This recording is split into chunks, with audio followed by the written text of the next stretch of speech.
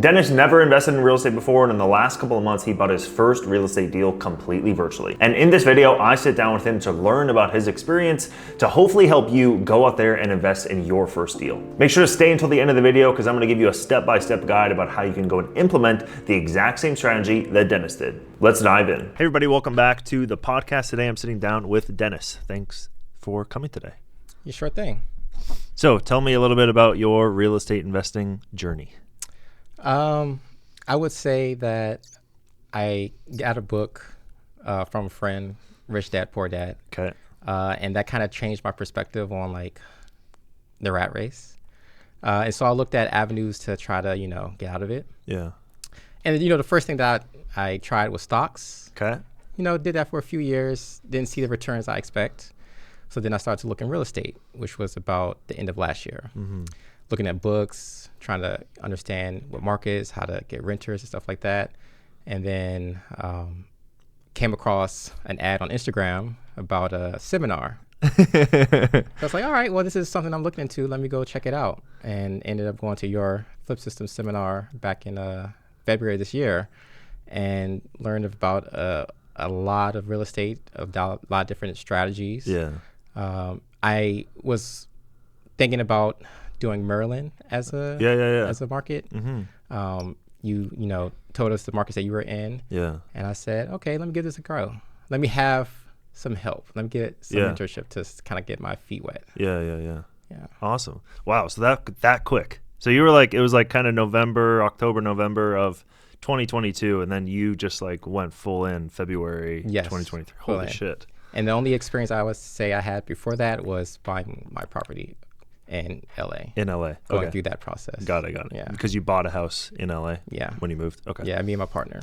Gotcha. Wow, crazy. And then what happened with the stock market when you tried to invest? Did you put money into it? It just like didn't come to fruition with what you thought, or what happened with the stock market? I made a lot of mistakes. I didn't do a lot of research beforehand before like going into some stocks that I invested in. Yeah. And then I started to do options as well, and just starting to learn how the market is. I think 2020 is when it went down after COVID. Yeah. That's when I should have waited to it reach the bottom and then kind of like see a recovery. Mm-hmm. And so with that, a lot of learning experiences. And I would say this year it's been pretty good. Yeah. It's been really good. Good. With the stock market? With the stocks market. Yeah. Okay, got it. So you're still like kind of like dabbling. I'm still. Okay. Gotcha. And then how's it been going with the real estate this year? I would say it's been a lot of learning experiences. Okay. So I went into Detroit. Okay. And, joined the system. Mm-hmm. And I made sure I watched every single video before I did anything first. Okay, good. And then once I started to actually be active, doing market analysis, trying to find a place to put in offers in, I saw myself going back to the teachables about, each process I was going towards. Took me about maybe like 4 or 5 offers to get into my first deal. Okay. But he backed out, find another deal, then he came back. So it was very interesting. Uh-huh. Then went into doing the rehab with my boots on the ground. That transition was very smooth. Nice. Working with the hard money lender, following their process. It took me a little learning curve on how to do draws and submittals and following their processes and all the documentation. Yeah. So that has been a learning experience, but now that I've done it before, next time it should be way smoother. Easier. Yeah, a lot faster. I would say I closed around June. Okay. Rehab finished around August, and now the place has been listed, trying to find a renter. Okay. How long has it been listed? I would say 2.5 months now. 2.5 months? Yes. Shit. Have you tried to reduce the rent at all? I did about 2 weeks ago. Okay. Yeah. For the first time? Yeah. Okay. Gotcha. Have you tried Section 8? I haven't, but I've been thinking about, looking into that as another option. It's time. I want to talk to, my team to try to see how can I get that process started. If it's a good time to pivot to do that. Yes. Okay. It is. All right. Then see, that's why I'm glad I'm here. Now I already know. Yeah. You need to. You want to. First of all, we got the hard money loan going, so every month is just losing money. I know. You know what I mean? That's why I've even talked to them. Of course, you feel that. Yeah. To try to say, all right, maybe I should refinance and get out of that. Yeah, you could, except it's gonna be tough without a tenant. So they're gonna want the tenant in place. Also, reducing the rent's a great strategy if you feel like you like listed it too high or based on the feedback, whatever it may be, which could be typically in Detroit if it's been listed for or any market if it's been listed for 2 or 3 months. Section 8 can also get us a premium on rent as well. So like if you're listed, what's the house listed for right now? $1,250. Okay, $1,250 for like a 3-bedroom, 1 bath. 3-bedroom, 1 bath. So you can probably get like 13, 14, 1,500 with Section 8. Really? Yeah. So now that like we've taken a little bit of time off and we've kind of lost this like whatever a couple $1,000 based on this holding it for an extra couple months. Yeah. I kind of want to make that up, and I will go Section 8 then, which is going to be a process within itself. You're going to learn some more. Okay. But you'll make it up with the rent, and then we can refinance it and have a really, really great cash flowing property, even though it's been a little slow on the rent side. Okay. So I would definitely go through that process. Okay. And either reduce the rent or just get a Section 8 tenant and go through that process. And how long do you think it would take from start to finish to get that approved? 30, 45 days. Okay. So another month. Okay. But it could take that long for you to get a cash paying tenant. Yeah. Anyways. And winter times is a slow time. It's going to be tough. Yeah. So I would go and make that move ASAP and just get the paperwork started to accept Section 8 tenants, get you approved as a landlord on that, and go ahead. And this place could still be listed as I'm going through that? Yeah. Okay. Yeah. Exactly. So it just kind of opens it up to both. So like we accept cash paying tenants and Section 8 tenants now instead of just like cash paying tenants only. Cool. Yeah. Sweet. So that's definitely what I would recommend for your deal. What do you think was the biggest learning experience throughout this whole? Because it's crazy because it seems like you didn't really try to invest in real estate. You kind of like learned about real estate investing or the rat race, and then like 2 months later you joined. Like that's crazy. Normally people like go test some other shit or try to do it themselves or whatever, but you seem like there wasn't much in between you wanting to do this and joining FlipSystem. So what do you think was the biggest learning experience for you throughout this whole process? I would say learning about all the different ways to make money in real estate. I wasn't very familiar with hard money lenders or DSCR loans or any different ways to finance. I thought everything had to be, saved up, 20% down. Yeah. And then that goes W2 to the process. income. Yeah. So debt tie. Yeah, DTI. and then also if you find a great fixer upper, the ARV is really good afterwards. You could even refinance and use that same money to invest on the others. Yeah. I would say another learning curve was I didn't have any experience doing a fix and flip. Yeah. So that put me at a lower percentage that the hard money lender would first upfront. Yeah. So I had, I think, 55% of the ARV value and only 50% of the down payment. Oh, wow. Yeah. So that was my constraints, and having to do that made me restricted on the deals that I can start off actually with. do. Yeah. But after going through my first cycle, that should change, and I should hopefully eventually get to that 90% of the down payment purchase, and then 100% of the purchase, which would just so I still look at the marketplace and I see all these great deals for that. Yeah. Damn it. Just gotta get that experience up. Once you go full cycle on a deal, like what you will in the next couple months, it's going to be great because then you can go to that same lender and be like, remember me? Cool. Let's do it again. But like now I expect a little bit, whatever. They'll either going to reduce your rate or increase the loan to value that they're going to be able to give you. Yeah. So interesting. And what's the goal of this whole real estate investing thing? Is it to leave your full-time job? Is it to just do something as a side hustle on the side? Like what is the goal of it? The main goal is financial freedom. And like, Boyd Hoffman was saying, is that, most of his time he gets to choose what you do with his time. And it was like, those moments and memories with his family and kids. I'm a dad. Yeah. 2020, I became a dad. And that's when I started to see, okay, the way corporate America is, the way, 9 to 5, not being able to, be present as much as I would like for my son. Yeah. That's the end goal. The end goal is to get to the point where the real estate business that I started is able to fund my lifestyle. Gotcha. Yep. And so is that by growing a portfolio, or do you see yourself more fix and flipping? How do you see that? Well, I adapt.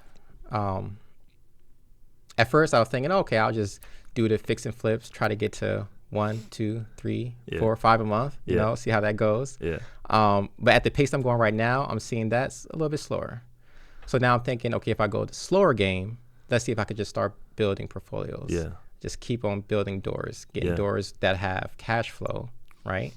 And then over time, continue to find a deal that maybe I do fix and flip and use that to pay off. And then at some point, I have, maybe 10 doors, and then all paid off, and then all residual income. And then that could replace the income that I'm getting paid from my primary employer. Gotcha. Okay. Love that. So growing a portfolio slowly over time and doing it with a BRRRR strategy so that you can just because you're not going to go and buy something turnkey, right? Like you're going to renovate. One thing I've learned is the deals are fix and flips. Yeah. Like no matter what, no matter what property you try to buy, you have to renovate it. If it's needs tender love and care, that's to be the better deal than buying one that's already. And I wasn't thinking that way before. Yeah. I've always wanted to have, I just want everything done when I buy it. Yeah. But no, now I see why. Yeah, exactly. Just by the turnkey and the TLC is already going to give you, because you see it in the marketplace all the time. It's a $10,000 to $20,000 spread just for it being all done versus you need to put $5,000 into it. It's all right, that's $10,000 in margin that just disappears by making it all turnkey. What do you do for work right now? I'm an aerospace engineer. Awesome. Yeah, that's where I went to school for aerospace engineering, Maryland, and then working on satellites ever since straight out of college. Wow. Yep. Crazy. Did you go to college in Maryland? Yep. University of Maryland, College Park. Okay, cool. And then I got my master's in systems engineering at Penn State. Awesome. My employer was able to pay for that. And I've been 11 years with them. Awesome. Yeah. Have you thought about investing in Maryland? Yes, I have. I have a property in Maryland as well. I was able to inherit one. Oh, nice. And that has been a learning curve. I kind of use FlipSystem as kind of okay, this is how things are supposed to get done. Yeah. And then I tried to do that for Benchmark, Maryland. And it has not been as smooth. What do you mean? You try to build your own team?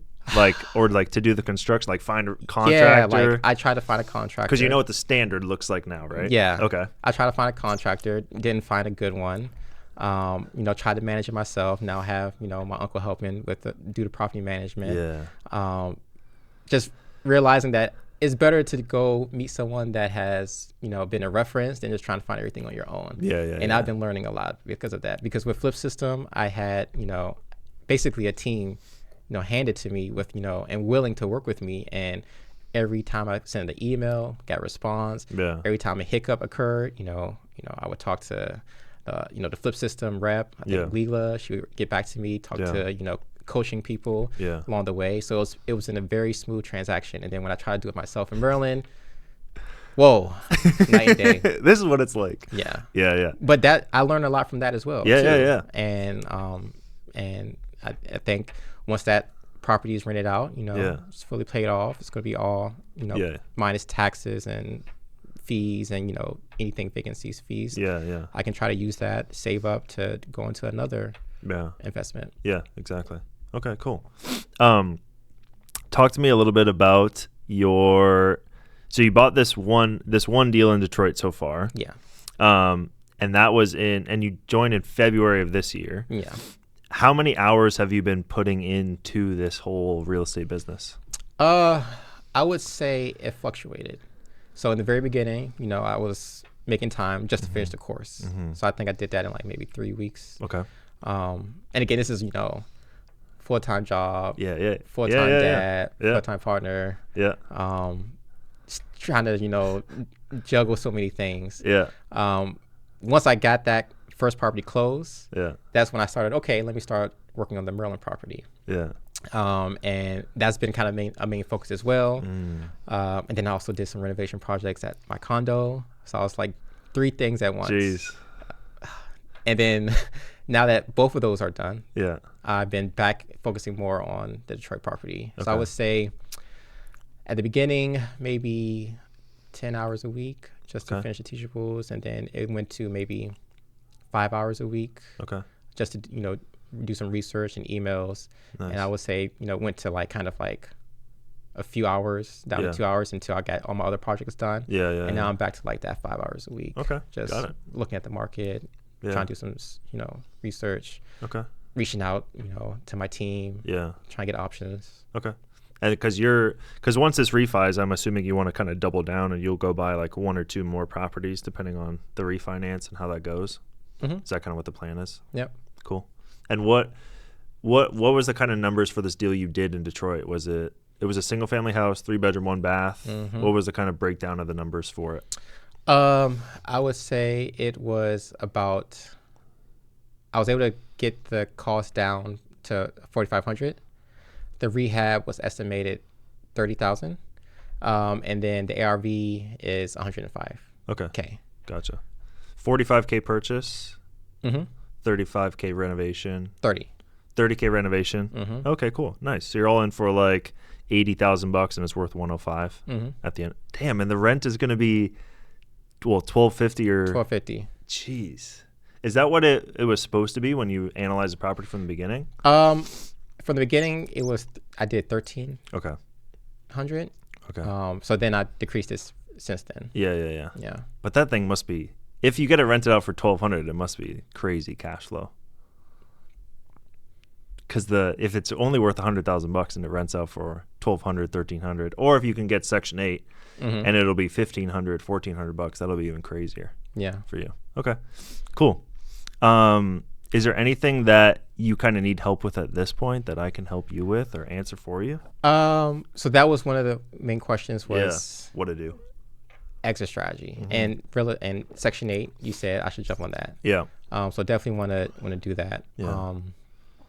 And again, everything I've been doing have been remote. Yeah. So I think another good way is kind of learn the different neighborhoods of Detroit. Okay. Like which are the A areas, the B, the C's, the D's. Trying to understand that layout, maybe get some understanding on, what are the more up and coming neighborhoods and not the ones that have already been the best. Okay. I think have you been to Detroit ever? Mm-mm. I think a good thing would be to go out there and actually like shake hands with you. It seems like you have a good relationship with them. I would go out there and shake hands with them, go to lunch or dinner, go for a weekend or something like that. Okay. I think you would really enjoy it if you stayed downtown. I would do that, and then I would just like rent a car and just like drive around. Drive your property, look up stuff on the marketplace or on Zillow or whatever on your phone, pull it up. Oh, it's an active listing. Numbers make sense. Cool. Let's go. And you just drive to it and drive those different neighborhoods. Okay. It was really hard. This is like one of the hardest things and I love doing it. I'll go to a new city and I'll drive through and you'll see like, oh, coffee shop or yoga spot just opened up or whatever. And you're kind of like, why is no one talking about this? Because it's hard to look up what is the most up and coming neighborhood that has I tried to do Google people? searches and it's just nothing. It's nothing. The same article over and over. There's nothing like that. And so there's no like, where are all the young professionals moving into and stuff like that. So really going out there, driving to it and seeing the neighborhood change, especially living in LA, you'll be able to drive to a new city and be like, oh shit, this is coming up and we got to buy something here, even though it might be a little rough right now. Because your strategy is not to buy and renovate and rent and sell. It's to hold it. So you care more about that long-term appreciation. So for that, a good investment of your time would be to go out there, drive and be like, oh shit, we can buy stuff for 50, 60 grand, hold it for 3, 4, 5 years. And it's going to be worth 150, 200. You can kind of see it changing just by going there and visiting. Okay. Yeah. That's what I would recommend. Okay. Yeah. I have a friend out there from college. Oh, nice. Make an excuse too. Yeah. Yeah. What else do you need help with? Anything? Let's see. Are you familiar with the market in Maryland?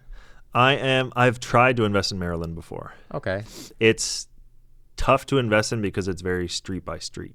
Oh, okay. And so, you know, like when you invest in Detroit, you have like East Point, and it's like all of East Point is pretty much the same, like same zip code, same property values ish. Okay. All the streets are the same, neighborhoods kept up the same, taxes, all that.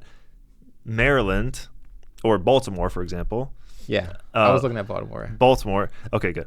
Baltimore is like, this is like a great street. And then it's like, okay, what about this one? And it's like, oh, no, you would never want to buy a house there. And I was like, seeing houses for like 15,000. Yeah. Houses in Baltimore. I'm like, yeah. That's super cheap. Yeah, 15,000, but it needs like 150K renovation.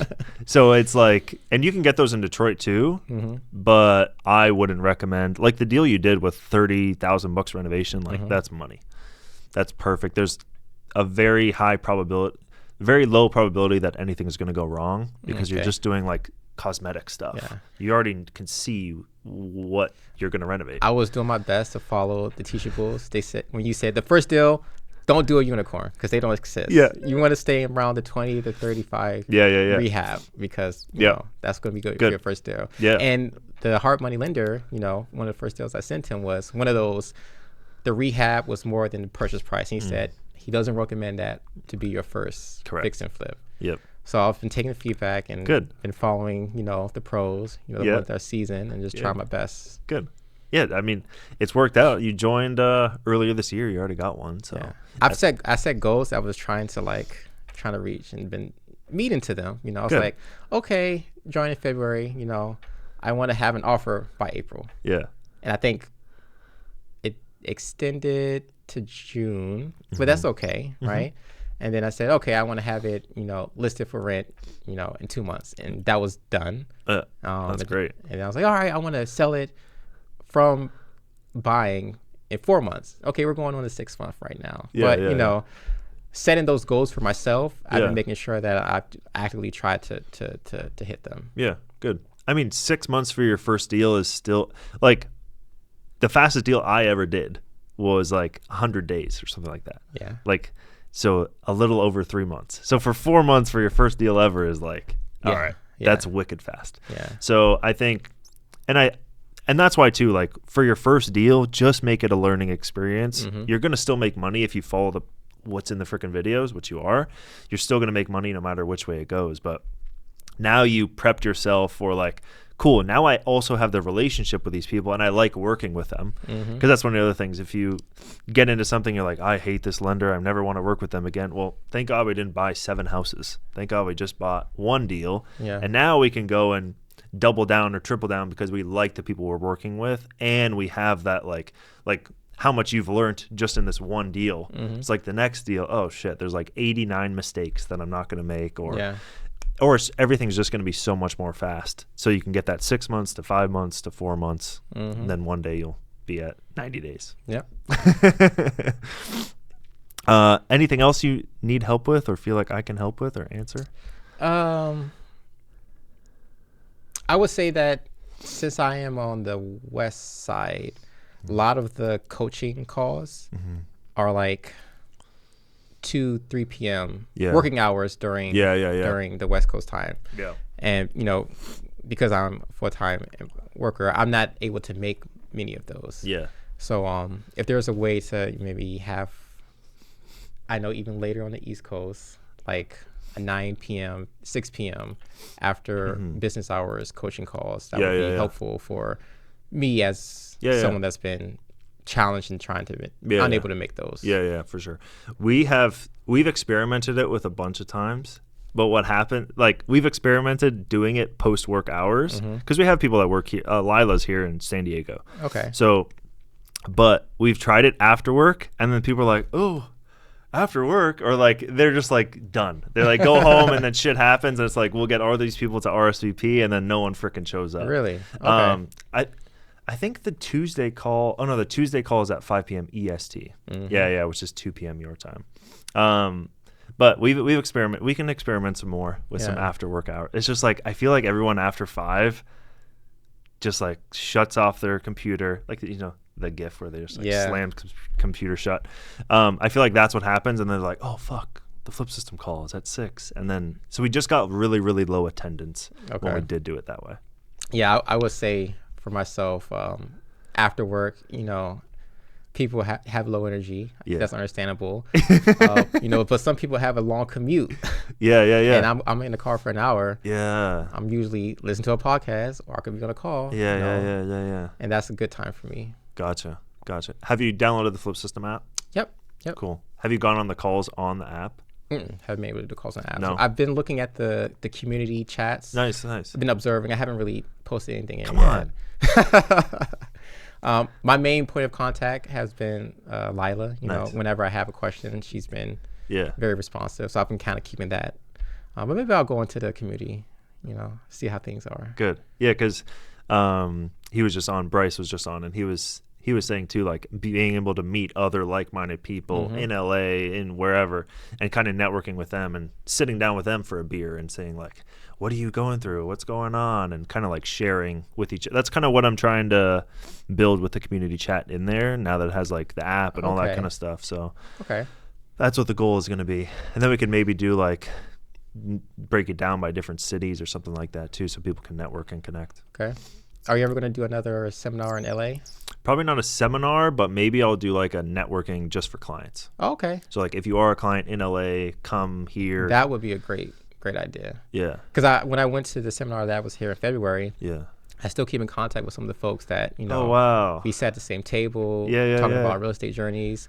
Some joined, some didn't, but we still follow up with each other just to see how our process is going. So Love that. I like that. That Community building. Yeah. So if there is another LA, you know, network, I'll make sure I'll be there. Yeah. Okay, cool. Yeah, because I feel like I can set those up within like certain people in the city and just be like, hey, I rented out this room, invite a bunch of people, and then everybody can come, whether I'm there or not, is what I mean. Because then you can keep it even like a recurring thing where people can get in the same room together and chat and mix and network. Yeah. Cool. Awesome. Anything else? No, I can't really think of any other questions right now. Okay. Well, thank you for coming. Yeah, thanks Appreciate for it. You know, taking the time to have me on the show. Of course. It's been a lot of fun. Great to meet you. I think this journey is going to be, you know, a good one. You're just getting started. Yeah.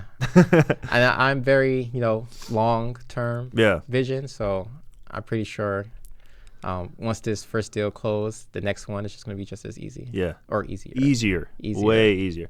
I mean, remember the fear you had when you were like sending the wire for your first house? Like you're probably terrified. I mean, there's been other fears with outside of FlipSystem because I've been trying to do my Baltimore, my Maryland fix and flip. And then even the one here, like in California, I went to a contractor and they were just terrible. They just weren't responsive, and I had to get out of that and find another one. Ugh.